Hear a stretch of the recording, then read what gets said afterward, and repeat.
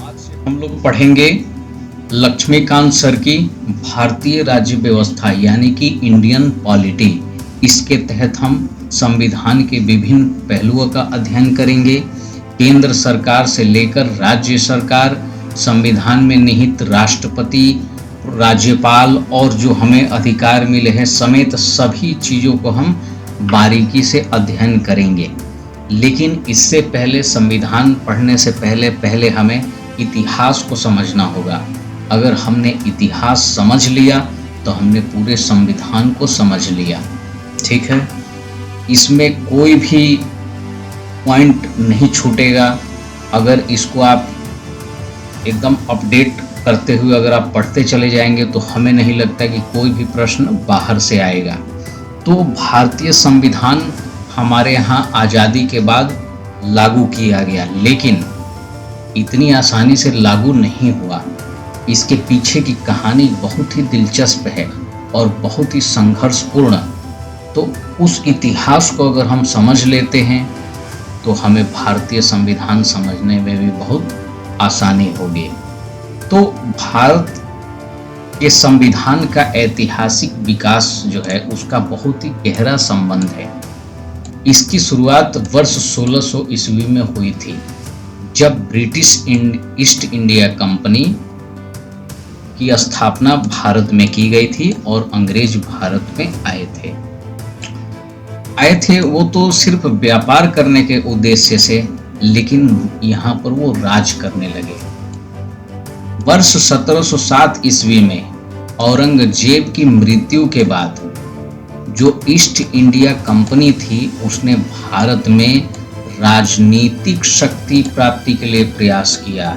यानी कि कंपनी आई थी सिर्फ व्यापार करने के लिए, लेकिन 1600 में आई थी व्यापार करने के लिए, लेकिन 1707 ईस्वी में ईस्ट इंडिया कंपनी ने भारत में राजनीतिक शक्ति को भी प्राप्त करने के लिए प्रयास शुरू कर दिया। उसको अब लगने लगा कि जब तक यहाँ की राजनीति को हम कंट्रोल नहीं करेंगे तब तक हम ज़्यादा लाभ नहीं कर पाएंगे। तो उन्होंने ऐसा ही किया। 1757 ईस्वी की प्लासी की लड़ाई में ईस्ट इंडिया कंपनी जीत गई और इसके फलस्वरूप कंपनी को भारत में राजनीतिक स्वामी का पूरा अधिकार मिल गया। कंपनी ने 1757 ईस्वी में प्लासी की लड़ाई को जीत लिया, यानी कि अंग्रेजों ने जीत लिया और राजनीतिक कदम कंपनी ने रख दी। यहाँ से शुरुआत होती है कंपनी के शासन की। इसके बाद 1857 ईस्वी में 1857 की क्रांति ने ब्रिटिश संसद को भारतीय संविधान के विकास के प्रति अधिक जागरूक किया। भारत के स्वतंत्रता से पहले पारित कई नियमों और अधिनियमों से भारतीय संविधान के ऐतिहासिक विकास का पता लगाया जा सकता है। कहने का मतलब यह है कि भारत स्वतंत्र तो हुआ 1947 में, लेकिन उससे पहले ही कई नियम और कई अधिनियम कंपनी और क्राउन की ओर से भारत के लोगों और कंपनी के लोगों पर लगा दिया गया था। तो इसको हम एक एक करके समझेंगे।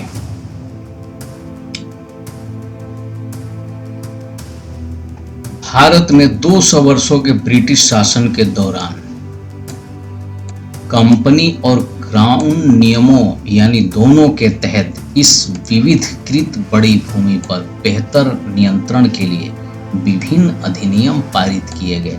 अधिनियम मतलब कानून बनाए गए। ऐसे ऐसे कानून बनाए गए जिससे भारतीयों का मनोबल डाउन होता गया और ये लोग आगे बढ़ते गए। ये ऐसे अधिनियम थे जो देश की वर्तमान राजनीतिक संरचना और विभिन्न संवैधानिक प्रावधानों को बहुत प्रभावित करते हैं। कहने का मतलब ये है कि जो उस समय कानून बनाए गए थे अंग्रेजों के द्वारा, उसमें से कुछ कानून ऐसे भी हैं जो आज भी हमारे देश में लागू है, उसको बदला नहीं गया है या फिर उसमें थोड़ा मोड़ा संशोधन करके उसी से काम चलाया जा रहा है। अब एक टाइमलाइन देख लेते हैं। ये टाइमलाइन बहुत ही महत्वपूर्ण है। भारत में ब्रिटिश शासन की समय रेखा, तो यानी कि ब्रिटिश शासन, जो ब्रिटिश का आगमन भारत में हुआ था, वैसे तो 1600 ईस्वी में हो गया था, लेकिन उस समय वो ये सोच के कतई नहीं आए थे कि यहाँ पर वो राज करेंगे। लेकिन 1757 में प्लासी के युद्ध के बाद, ये हमने अभी अभी देखा, 1757 ईस्वी में प्लासी की लड़ाई में विजय प्राप्ति के बाद उन्होंने राजनीतिक हस्तक्षेप करना शुरू कर दिया। उसके बाद उन्होंने कई तरह के नियम बनाए। तो उन नियमों में ये कंपनी का नियम, कुछ कंपनी ने नियम बनाए, उसके बाद कुछ क्राउन नियम भी लागू हुआ। क्राउन मीन्स कि कंपनी के बाद क्राउन यानी कि जो ब्रिटेन में, जो ब्रिटेन की संसद थी, यानी कि जो वहाँ पे महारानी थी, उनके द्वारा भी भारतीयों के लिए यानी भारत के लिए कानून बनाया गया। तो कंपनी नियम यानी कि ईस्ट इंडिया कंपनी ने पहला जो कानून बनाया था, एक्ट पारित किया था, वो 1773 में किया था। इसके अलावा कंपनी का जो शासन था 1773 से 1857 तक चला, ठीक है। उसके बाद पूरा अधिकार ब्रिटेन के संसद के पास चला गया, यानी कि महारानी के पास चला गया। उसको हम क्राउन नियम कहते हैं। वहाँ से जो कानून बनाए गए वह 1858 से लेकर के 1947 तक कानून बनाए गए। 1947 के बाद हमारा प्यारा भारत आज़ाद हो गया। उसके बाद हम लोगों ने अपना संविधान बनाया और आज उसी संविधान की वजह से हमें अभिव्यक्ति की स्वतंत्रता और कई अधिकार मिले हैं। यहाँ तक कि अपने जनप्रतिनिधियों को चुनने का भी अधिकार हमें मिला है। एक छोटा सा क्रोनोलॉजी है, इसको हम समझ लेते हैं। अगर इसको हम आसानी से समझ जाते तो हम पूरा ऐतिहासिक विवरण आसानी से समझ जाएंगे। तो भारत का संवैधानिक विकास अचानक हुआ नहीं, लेकिन 1947 में हो भी गया। क्यों? क्योंकि यहाँ के लोगों की दृढ़ इच्छा शक्ति की वजह से, संघर्ष की वजह से लोगों ने ठान लिया था कि अंग्रेजों को यहाँ से भगाना है और अंत में भगा के ही माने। उसके बाद आज हम लोग स्वतंत्र रूप से अपना जीवन यापन कर रहे हैं। तो भारत का संवैधानिक विकास में पहला जो चरण आता है वो 1773, यानी आज से, ये वर्ष 2024 है, यानी कि आज से 251 साल पहले पहला कानून कंपनी के द्वारा लगाया गया था। 1773 ईस्वी का रेगुलेटिंग एक्ट, ठीक है।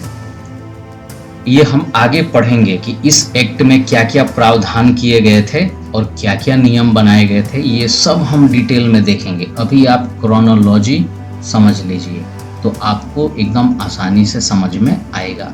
तो पहला जो एक्ट पारित किया गया था वो 1773 में किया गया था, रेगुलेटिंग एक्ट। उसके बाद ईस्ट इंडिया कंपनी की ओर से 1784 का पिट्स इंडिया एक्ट पारित किया गया। फिर उसके बाद 1813 का चार्टर अधिनियम पारित किया गया। उसके बाद 1833 का चार्टर अधिनियम लागू किया गया। फिर 1853 का चार्टर अधिनियम लागू किया गया। इसके बाद कंपनी का जो अधिकार था वो समाप्त हो गया। अब सीधे क्राउन के हाथ में चला गया। अब नियम वहाँ से बनाए जाने लगे। तो क्राउन का जो अधिकार था उन्होंने 1858 से लेकर के 1947 तक उन्होंने कुछ कानून, नियम, अधिनियम भारत के लिए बनाए। तो पहला जो क्राउन की तरफ से बनाया गया था, जो क्राउन नियम बना था, वो 1858 का भारत शासन अधिनियम बनाया गया था।